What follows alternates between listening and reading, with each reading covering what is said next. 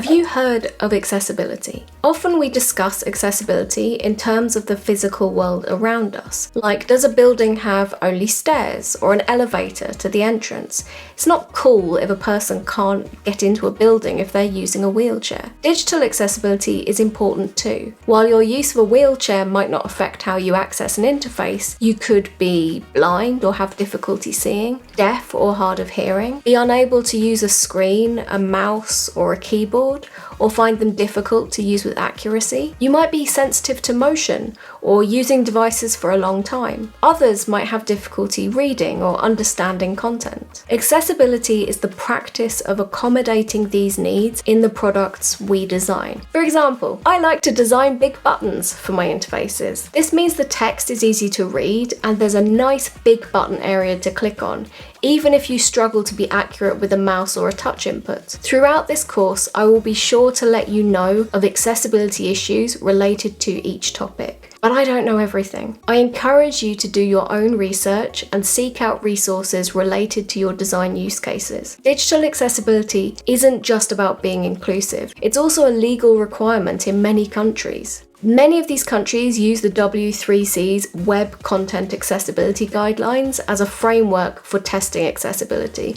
and so that's a good place to start if you're looking for more information. I'll add a further list of resources on the course site. Spoiler, I wrote a book about accessibility. When it comes to digital accessibility, many of the needs of disabled people overlap with general usability. So if you're making your designs more accessible for some people, you're usually making it more usable for everyone.